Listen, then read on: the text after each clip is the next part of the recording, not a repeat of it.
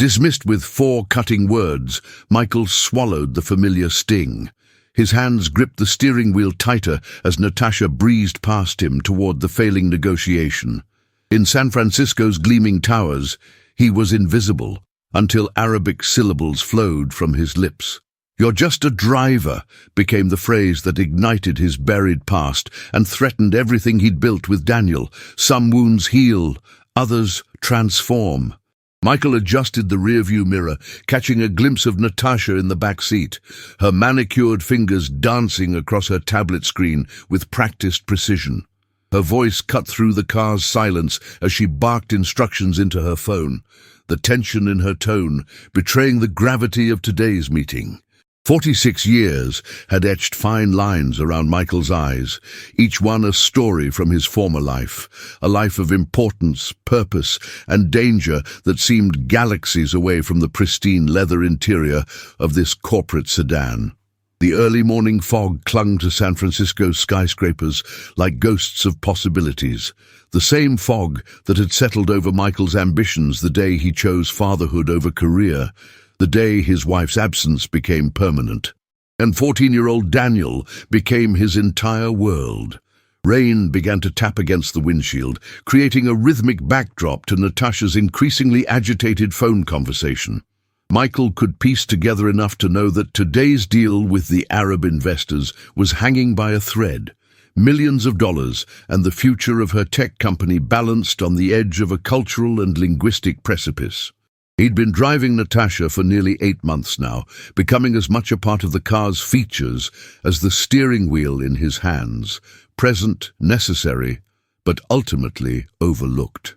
The military intelligence officer who once decoded encrypted messages and navigated the treacherous waters of international diplomacy now navigated the congested streets of San Francisco, his languages and skills dormant like seeds waiting for rain in the desert of his current existence.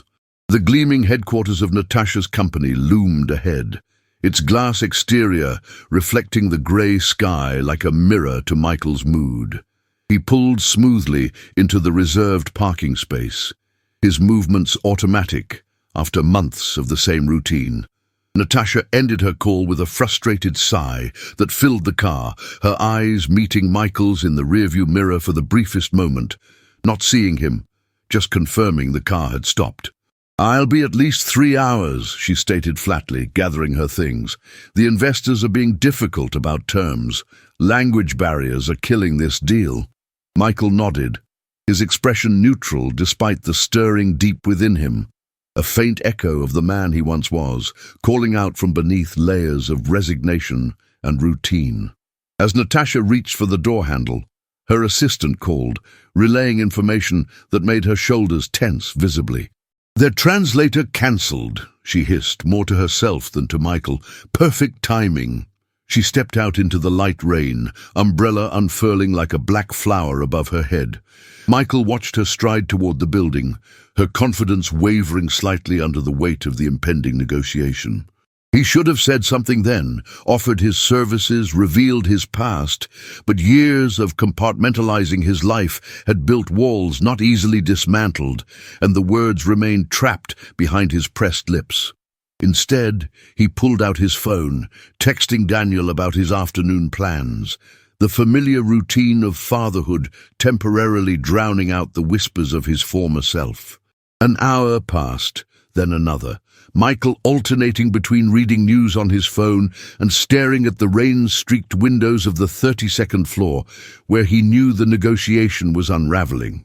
His phone buzzed with a text from Daniel about his science project, a moment of ordinary life that anchored Michael to his current reality, even as thoughts of the negotiation upstairs pulled at him like an undertow. The double life he'd lived in military intelligence had prepared him for this strange dichotomy, being simultaneously present and absent, divided between worlds. But he'd never expected to feel that same division as a civilian, as a driver, as a father, trying to provide stability while sacrificing parts of himself along the way. The call came unexpectedly. Natasha's assistant speaking quickly about needing Michael to bring up a forgotten portfolio from the car. As he rode the elevator, portfolio in hand, Michael could feel the subtle shift in the air, the whisper of opportunity mingling with the recycled oxygen. He'd been in enough critical situations to recognize the precipice of change when it approached. The elevator doors opened to a floor of glass-walled conference rooms and hurried employees, all orbiting the central meeting room where Natasha stood before three men in expensive suits, her smile strained and her gestures increasingly animated. Michael delivered the portfolio with practiced invisibility, but as he turned to leave, he caught fragments of Arabic floating across the room, words about hesitation and distrust, about cultural understanding and respect. Words not meant for American ears to comprehend, words that ignited something dormant within him. The conference room crackled with tension as Michael lingered by the door, his hand still on the sleek metal handle. The Arab investors continued their aside in Arabic, their voices low but clear to Michael's trained ear as they discussed their reservations. "She doesn't understand our concerns about market penetration in the region," the eldest investor said in fluid Arabic, his fountain pen tapping against the untouched contract. "The cultural nuances will sink this product before it launches." Michael's heart thundered in his chest. The familiar adrenaline of his intelligence days coursing through veins that had carried only the mundane for years now. Natasha's face betrayed her mounting frustration, her empire crumbling before negotiations had even properly begun. The translator's absence, a chasm too wide to bridge with goodwill and technology demos alone. Michael's mind raced back to nights in Damascus, to mountainous regions in Afghanistan, to smoky back rooms in Tehran where his language skills had meant the difference between mission success and failure, between life and death. Now those same skills could mean the difference between salvation and ruin for Natasha's company, but using them would mean stepping out of the shadows he'd carefully constructed around his new life.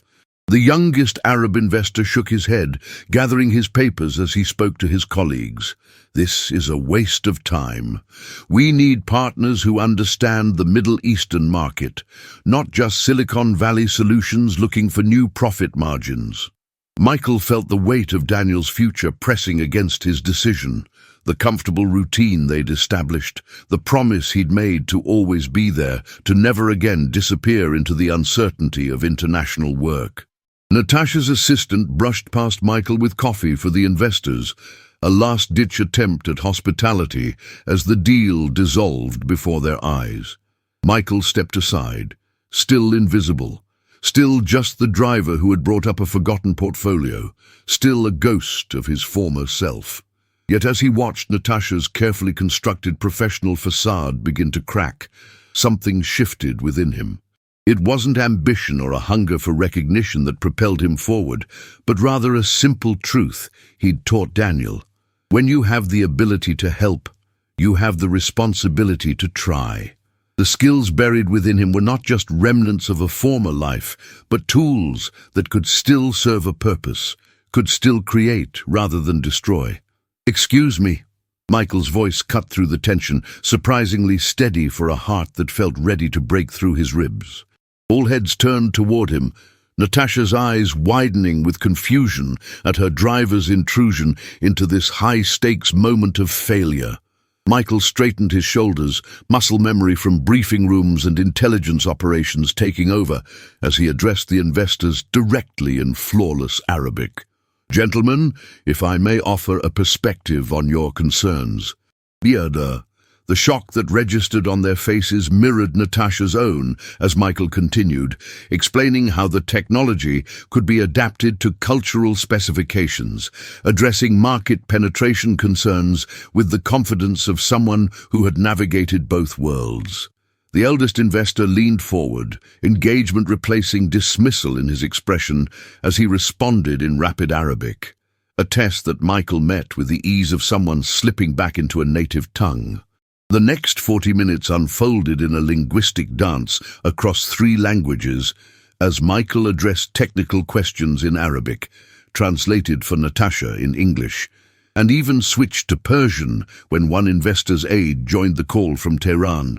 The room transformed from a site of business collapse to one of collaboration, with Michael at the center, not as a driver, but as a bridge between worlds. Natasha watched with undisguised amazement as Michael, whom she had passed in hallways for months without truly seeing, deftly maneuvered cultural landmines and technical challenges, his intelligence and experience shining through every carefully chosen word. The contract that had seemed destined for the shredder now lay open before them, pens hovering above signature lines as final terms were discussed with newfound trust and understanding. As the meeting concluded with handshakes and the promise of a multi-million-dollar contract, Michael felt the weight of eyes upon him, Natasha's most of all. The investors departed with newfound respect, addressing him as Mr. Michael, rather than ignoring his presence as they had upon arrival.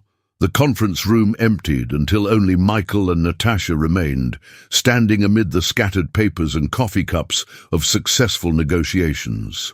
The silence between them hummed with unasked questions, with shattered assumptions, with the fundamental shift in how she saw the man who had been driving her car for 8 months. "You're not just a driver," she finally said, the words an echo of all that had gone unsaid for too long. Michael met her gaze steadily, his voice quiet but firm. "I never was." The San Francisco skyline glittered like scattered diamonds against the darkening sky as Michael drove Natasha home, the silence between them heavy with implications. The successful negotiation hung in the air like perfume, sweet with accomplishment, yet tinged with the bitterness of revelations and shattered preconceptions. Natasha's eyes flickered repeatedly to the rearview mirror, studying Michael's profile with new intensity, as if seeing a stranger behind the wheel of her car. "Military intelligence," she finally said, breaking the silence that had stretched for miles. "For how long?" Michael's hands tightened almost imperceptibly on the steering wheel, the only outward sign of the emotional turbulence beneath his composed exterior. 15 years of classified operations, of languages learned in the field, of identities shed like snakeskins, of mission reports that would never see the light of day, all distilled into a simple response. Long enough to learn what I needed to know, and long enough to understand what matters most. The car slowed to a stop at a red light, the momentary pause creating a pocket of stillness in which Michael could feel the weight of choices pressing down upon him. Natasha leaned forward slightly, her usual professional distance dissolved by curiosity and opportunity. "I want you in my company, Michael, not as a driver, but as my head of international operations." The words hung between them, glittering with promise and fraught with complications. "The position would triple your salary minimum," she continued, her business mind already calculating value and return. "You'd have equity, benefits, travel allowances, everything appropriate for an executive position." The light turned green and Michael accelerated smoothly, buying precious seconds to process the seismic shift occurring in his carefully constructed life. "There would be travel involved, of course," Natasha added, her tone suggesting this was a benefit rather than a complication. "Middle East, Asia, Europe, wherever we need those languages and that experience of yours." Michael's mind flashed to Daniel's bedroom, walls covered with science competition ribbons and soccer team photos, the calendar on the refrigerator marking school events and father-son camping weekends that anchored both their lives. Travel meant absence, absence meant boarding school, and boarding school meant breaking the promise he'd made when Daniel's mother left, that unlike her, he would always be present, always be available, always put Daniel before career or ambition. Yet as he navigated the familiar streets toward Natasha's home in Pacific Heights, another part of him awakened fully for the first time in years, the part that had thrived on challenge, on utilizing his full capabilities, on making a difference through his unique skills. The negotiation today had been the first time in years he'd felt fully alive, fully himself, no longer compartmentalizing his identity, but integrating all aspects of who he was and what he could do. They arrived at Natasha's elegant townhouse, but she made no move to exit the car, clearly unwilling to end the conversation without resolution. "You don't have to answer now," she said, her voice softer than Michael had ever heard it, humanity breaking through her usual executive efficiency. "Take the weekend to think about it. Talk to your son." At the mention of Daniel, Michael's chest tightened with the familiar conflict that had defined his existence since becoming a single father, the tug-of-war between personal fulfillment and parental sacrifice. Natasha gathered her belongings, preparing to exit, but paused with her hand on the door. "For what it's worth, Michael, I'm sorry." The apology hung between them, laden with unspoken acknowledgement of months of invisibility, of assumptions, of the 4 words that had defined their relationship until today: "You're just a driver." The drive home to the modest apartment he shared with Daniel in the Sunset District felt longer than usual, each mile marked by the weight of decision. The neighborhood kids were playing basketball in the fading light as Michael parked, their shouts and laughter a soundtrack to normalcy, a normalcy that stood on the precipice of change. He climbed the stairs slowly, key in hand, knowing Daniel would be home from robotics club by now, probably hunched over homework at the kitchen table or video chatting with friends. The apartment door opened to the smell of microwave pizza and the sound of Daniel's voice, animated as he described a science experiment to someone on his laptop. Michael paused in the doorway, taking in the scene. His son's gangly 14-year-old frame, the braces on his teeth catching the light as he smiled, the textbooks spread across the table in organized chaos. This was what he had chosen over continued service, over promotion, over the path his career had been taking. This was what he would have to partially surrender if he accepted Natasha's offer. Daniel looked up, his face brightening at the sight of his father. "Dad, you're home early." The simple joy in his son's expression both strengthened Michael's resolve and complicated it immeasurably. He moved into the kitchen, ruffling Daniel's hair as he passed, a gesture from childhood that Daniel still allowed despite his growing independence. "Yeah, unusual day at work," Michael replied, the understatement of the year hanging in the air between them. As he opened the refrigerator, searching for something that might pass for a proper dinner, Michael contemplated how to broach the subject of potential change with his son. Daniel had known only fragments of Michael's former life, appropriate bits shared at appropriate ages, but never the full scope of who his father had been before becoming just a driver. Tonight, those fragments would need to come together into a more complete picture, and together they would stand at the crossroads that would determine both their futures, a future of opportunity and absence, or one of stability and limitation. The weekend stretched before them like uncharted territory as Michael and Daniel sat facing each other across their small kitchen table, steam rising from mugs of hot chocolate between them. Outside, San Francisco fog pressed against the windows, isolating their apartment in a cocoon of grey that matched the seriousness of their conversation. Michael had spent the night mentally rehearsing this moment, weighing each word as carefully as he once weighed intelligence reports, knowing that how he framed this opportunity would shape Daniel's reaction and potentially their future. "Before I was your dad, before I was a driver, I worked for our government," Michael began, watching Daniel's expression shift from curiosity to focused attention. "I used languages to build bridges between cultures, to prevent misunderstandings, sometimes to save lives. The sanitized version of military intelligence work felt both honest and inadequate, like describing the ocean as merely water." Daniel nodded slowly, processing this expansion of his understanding of his father. "Like a spy?" he asked, the word hanging between them, simultaneously childish in its simplicity and alarmingly accurate. Michael smiled slightly, neither confirming nor denying the label that had once been his reality. "Like someone who listened carefully," he replied, choosing his words with precision. "Someone who understood that sometimes the most important parts of communication happen between the lines, in the spaces between words." Daniel's eyes, so much like his mother's, studied Michael's face with newfound curiosity, as if seeing him clearly for the first time. "Is that why we have all those language books in the closet? Why you sometimes talk in your sleep in different languages?"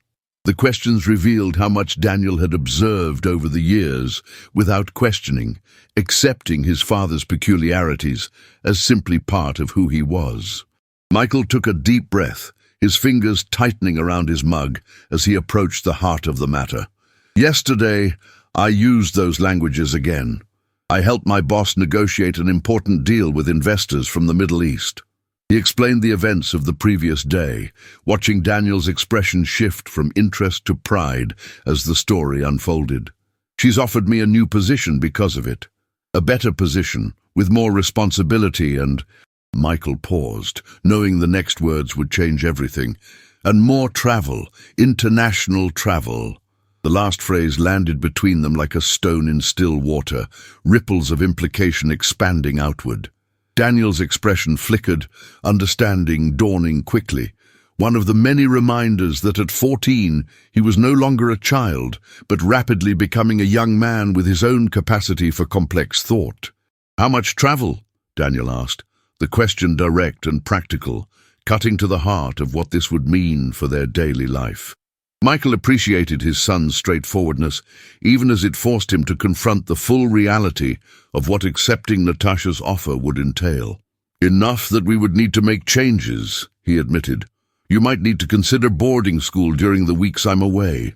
The word boarding school hung between them, loaded with historical significance for their small family.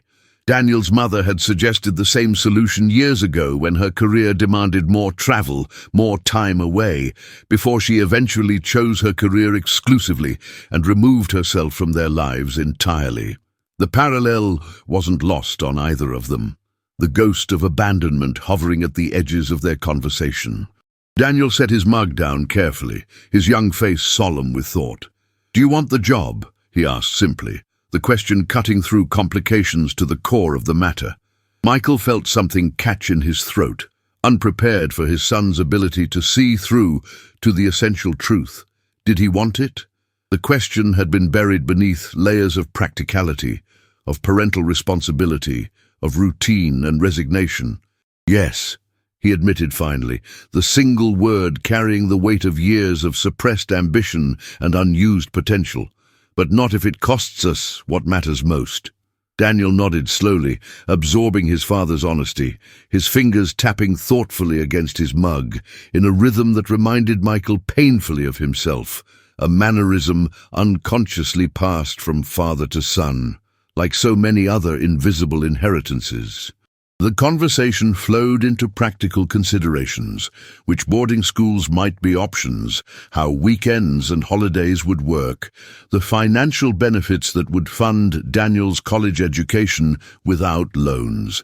Yet beneath these logistics ran the deeper current of what it meant for both of them to redefine their relationship, to evolve beyond the intense daily presence that had defined their lives since Daniel was 9 years old. Michael watched his son's expressions shift between excitement for his father's opportunity and anxiety about change, between teenage desire for independence and the fundamental need for stability.